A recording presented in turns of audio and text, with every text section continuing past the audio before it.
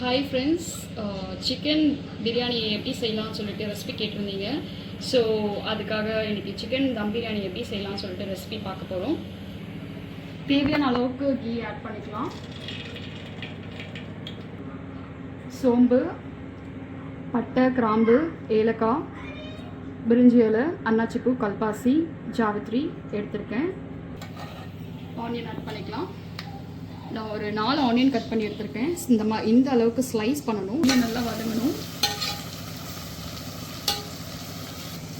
So இந்த அளவுக்கு வதங்கின பிறகு இஞ்சி பூண்டு பேஸ்ட் ஆட் பண்ணிக்கலாம். ஒரு 2 டேபிள் ஸ்பூன் எடுத்திருக்கேன். க்ரீன் சில்லி எடுத்திருக்கேன். ஸோ 3 to 4 க்ரீன் சில்லி இதை ஆட் பண்ணிக்கோங்க. பிறகு ஒரு 4 தக்காளி எடுத்திருக்கேன் ஸ்லைஸ் பண்ணி. ஸோ இந்த தக்காளி ஆட் பண்ணிக்கலாம். 4 ஆனியன் எடுத்திங்கன்னா 4 தக்காளி எடுத்துக்கோங்க. காஷ்மீரி ரெட் சில்லி பவுடர் எடுத்திருக்கேன் நான். ஸோ 2 ஸ்பூன் எடுத்திருக்கேன்.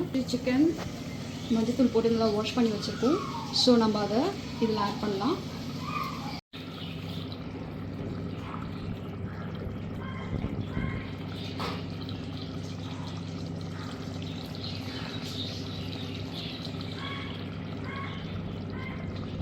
கிரேவி இந்த கன்சிஸ்டன்சிக்கு வந்த பிறகு ஸ்டவ் ஆஃப் பண்ணிவிடுங்க. ஸ்டவ் ஆஃப் பண்ணிவிட்டு இந்த ரைஸை இது மேலே அப்படியே ஆட் பண்ணுங்கள்.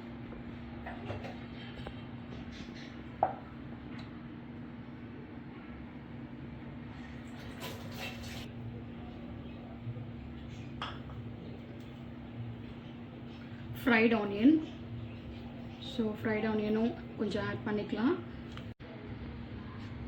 ஸோ இது மேலே நான் வெயிட் வச்சுருக்கேன். ஒரு 15 to 20 மினிட்ஸ் ஃபுல்லாக தம்மில் இருக்கட்டும். இப்போ நம்ம ஸ்டவ் ஆஃப் பண்ணிவிட்டு இதை அப்படியே மிக்ஸ் பண்ணலாம். சிக்கன் தம் பிரியாணி ரெடி. ஸோ நீங்களும் வீட்டில் ட்ரை பண்ணி பார்த்துட்டு கமெண்ட் பண்ணுங்கள்.